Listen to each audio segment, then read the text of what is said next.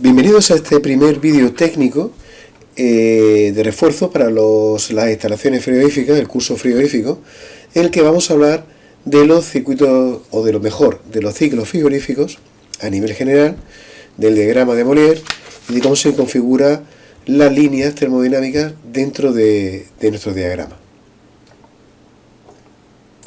Bien, como vemos en la siguiente imagen, un circuito frigorífico se compone de 4 elementos básicos. El compresor, que es el encargado de subir la presión y la energía de un fluido en estado de vapor a estado de vapor, pero a una entalpía más alta. El condensador, el sistema expansor y el evaporador. Estos son los 4 sistemas principales, los 4 equipos o partes principales de un sistema frigorífico. A esto se le añade una línea de tubería que recorre la aspiración, descarga, línea de líquido y línea de fluido bifásico, que quiere decir mezcla de líquido más vapor, que solamente nos encontramos ese estado en el evaporador, donde el fluido pasa de estado líquido a estado vapor, mezclándose gracias al efecto de la válvula de expansión o sistema expansor, y en el condensador, donde los vapores de la descarga se van condensando a estado líquido. Si a esto se le añade un sistema eléctrico que haga que funcione nuestro compresor, nuestra máquina frigorífica, pues tenemos un sistema o una instalación de frío completamente funcional, donde, como estamos viendo, y repito, el compresor aspira vapores a una presión baja, los comprime, los eleva a una presión más alta, es condensado en el condensador desde el estado de vapor al estado líquido, viaja por una línea, una tubería, una línea de líquido hacia la válvula de expansión, donde se expansiona y entra al evaporador ya expansionado en una mezcla muy alta de líquido y en vapor, y se va evaporando este líquido hasta convertirse completamente en vapor, donde es aspirado nuevamente por el compresor. Recordemos aquí que la unidad de energía que nosotros usamos es el julio. El julio es la cantidad de trabajo realizado por una fuerza de 1 newton que mueve su punto de aplicación a una distancia de 1 metro. Newton partido metro.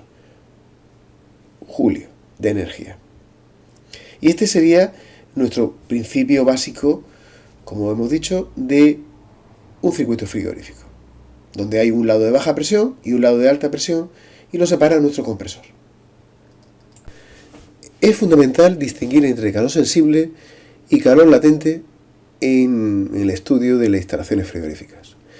El calor sensible es el calor que provoca un cambio de temperatura en una sustancia, fluido en este caso, estamos hablando, sin que cambie el estado del mismo. Es decir, si calentamos un gas y se mantiene en gas, calentamos o enfriamos, es decir, aumentamos o disminuimos su temperatura, el fluido no cambia de estado, solamente aumenta o decrementa este valor. Mientras que el calor latente, aquí lo dice el calor que genera cambios de estado en el fluido. Es decir, un calor que aplicado o extraído del fluido cambia de estado el mismo. Puede cambiar de estado de líquido a gas, de gas a líquido, y otros estados diferentes como la sublimación, por ejemplo, en el que cambia de gas a sólido de forma directa, o la fusión, que cambia de estado líquido a estado, de estado sólido, hielo, a estado líquido. Los valores más importantes que se estudian en refrigeración son los latentes, relacionados con el cambio de líquido a vapor, que es el caso de la evaporación, o de vapor a líquido, que es el caso de la condensación. El calor sensible del incremento de temperatura solamente lo apreciamos en el recalentamiento de los vapores, que ya hablaremos a continuación de ellos, y en el recalentamiento del vapor, es decir, en el enfriamiento de un vapor cuando sale del compresor antes de la condensación. Tomaremos nota de eso. Se denomina máquina frigorífica aquella que es capaz de transportar calor de un foco frío a un foco caliente mediante un aporte exterior de trabajo. En esta imagen podemos observar cómo ya representamos en un diagrama de Molière, que ahora veremos con más detalle, de presión y entalpía, que es como se representa un circuito frigorífico. Vemos el estado de la compresión, cómo sube, cómo se ha aspirado el vapor desde una zona de recalentamiento hasta una zona de alta presión, se va condensando en el condensador, se enfría un poco después, también en el mismo condensador, entra a la válvula de expansión, se expansiona a una entalpía constante, entra al evaporador, también en el punto azul, el segundo punto azul, y es evaporado el refrigerante en el evaporador, donde finalmente llega con un cierto grado de recalentamiento al compresor y se repite el ciclo.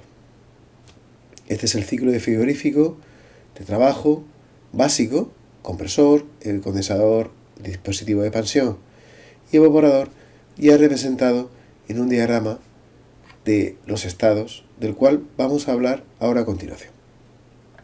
Esta es la constitución básica estructural de un sistema de Molière, de un diagrama de Molière.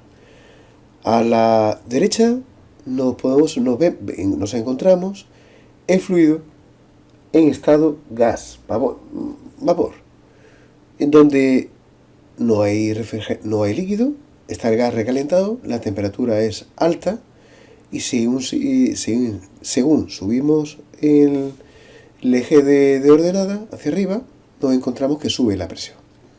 Dentro de la campana, que es el recuadro, la estructura azul de curva, donde está saturado a la derecha vapor y a la izquierda líquido, dentro de la campana tenemos un estado de mezcla de líquido y gas a temperatura y presión constante. Y una vez ya nos desplazamos a la izquierda y pasando la línea de saturación, que es la azul, tenemos el fluido en estado líquido saturado. Y cuanto más nos desplazamos a la izquierda, el líquido estará más frío. Igual que el estado del gas más desplazado a la derecha, nos lo encontraremos más caliente.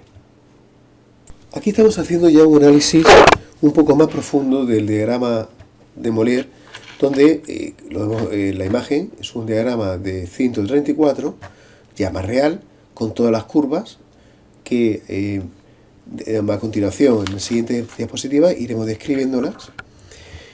Y nos encontramos dos partes bien diferenciadas. Bueno, varias partes. Arriba del todo hay un punto crítico donde corresponde a una temperatura crítica. Por encima de ese punto crítico, el refrigerante no se puede condensar. Nos encontramos con que no es condensable.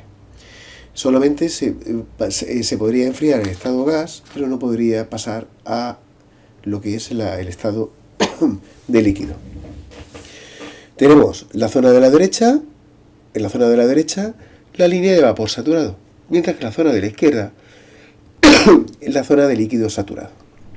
Observamos también los puntos de rocío y puntos de burbuja. Punto de rocío equivale a la línea o la zona, punto en concreto, donde a una presión determinada el vapor que se encuentra recalentado va a aparecer su primera gotita de líquido, va a empezar a condensar, apareciendo la primera gotita de líquido. Por eso se llama punto de rocío. Mientras que el punto de vapor es aquel donde, si está en estado líquido saturado, aparecerá la primera gotita o la primera pompa de vapor, burbuja. Por eso se denomina punto de burbuja. Estas zonas delimitadas, zona de vapor, zona de líquido, mezcla líquido-vapor y los puntos de saturación, forman el eje transversal o curva de Andrews de nuestro diagrama de Molière, en este caso presión entalpía. Ya aquí en esta imagen sí que podemos contemplar de una forma más explícita en el diagrama de Molière todas las zonas que contienen todas las zonas que forman parte del ciclo, como son la zona de gas, la parte alta del vapor, o sea, la parte alta de la zona de recalentamiento, zona de vapor, que es prácticamente la zona de gas, pero recordemos que el vapor se puede condensar, mientras que el gas que está por encima de la temperatura crítica no. Vemos la temperatura, dónde está el punto crítico, ¿vale? Eso se corresponde a una isoterma, que ahora veremos lo que significa, que es un punto de temperatura crítica, una zona de temperatura crítica, o mejor, una curva de temperatura crítica.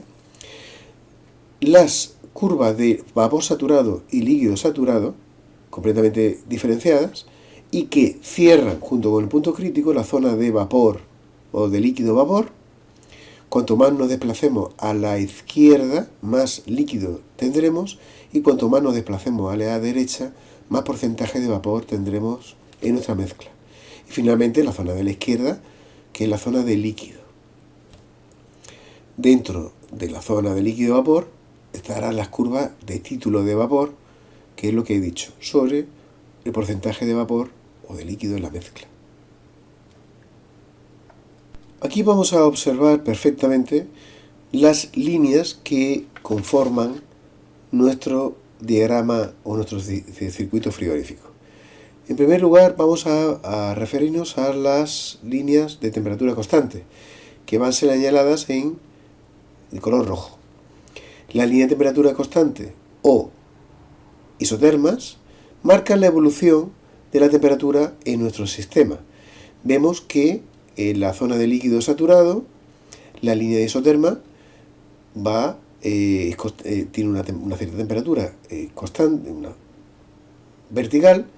Después, dentro de la campana se muestra de forma horizontal, y finalmente cuando sale en la zona de vapor recalentado tiene una línea asintótica hacia abajo. Esa es la línea de temperatura constante. La línea de presión constante es una línea horizontal de color marroncito, ¿vale? Completamente paralela a la línea de entalpía específica y perpendicular al eje de ordenadas, que equivale a la presión absoluta. Cuidado, hablamos de presión absoluta, que equivale a la presión ambiente más un bar aproximadamente, que se corresponde a la presión a la que está sometido el fluido. Si estamos a nivel del mar, esa será un bar. Presión absoluta. Hablamos de bares, puesto que es la unidad más estandarizada de trabajo. Pero también podemos hablar de pascales o de P6. Mientras que la entalpía nos referimos a ella con la unidad en el sistema internacional de kilojulios/kilogramos.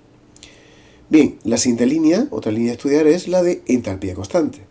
Vemos que la entalpía constante es perpendicular al eje de abscisa, el eje de entalpía específica, de color azulito, ¿vale? Y es la típica expresión de la expansión en una válvula. No, las dos últimas líneas son, las tres últimas líneas son la de entropía constante de color verde, que es la línea adiabática de compresión, donde el fluido vamos a representar su estado de compresión desde el punto de entrada al punto de salida, ¿vale? Y equivale la entropía a un régimen de organización o desorganización de las moléculas de que forman parte del fluido constante. Cuando hablamos de una compresión, no hablamos de una compresión entrópica o entropía constante, sino de politrópica, que no es constante. De eso ya hablaremos, ¿vale? Pero se puede representar en un proceso ideal, un proceso de entropía constante. La línea de volumen constante, que son las llamadas isócoras, que se representan en metros cúbicos kilogramo, representan y se identifican a el volumen específico que tiene el fluido. Recordemos que el volumen específico es la inversa de la densidad que tiene el fluido en estado vapor, y cuyo punto nos interesa, que el más nos interesa, es en qué punto o en qué estado entra al compresor. Dependiendo cuál sea este volumen específico, cuidado, dimensionaremos de una manera u otra la instalación, ¿vale? El volumen de la instalación nuestra. Y por último, ahora sí, tenemos la línea de título constante de vapor, que equivale, que solamente se representan dentro de la campana de Molière y que representan la cantidad de vapor que tiene la mezcla. Y como anteriormente habíamos dicho, a medida que nos desplazamos a la derecha, mayor título, puesto que mayor cantidad de vapor tiene la mezcla, hasta estar en un título del 100% que se corresponde a la línea de saturación. En el sistema internacional, la línea de entalpía se presenta en kilojulios kilogramos y recordemos que una kilocaloría kilogramo también puede ser la unidad de la entalpía, puesto que es una medida energética, equivale a 4,18 kilojulios kilogramos. Bien, eso es todo para este vídeo. Muchas gracias por vuestra atención. Recordad que si tenéis alguna cuestión sobre algún tema, pues no dudéis en consultarla, que la intentaremos resolver lo antes posible. Así pues, también os agradecería mucho que compartierais este vídeo y por supuesto nos vemos en el siguiente. Hasta pronto.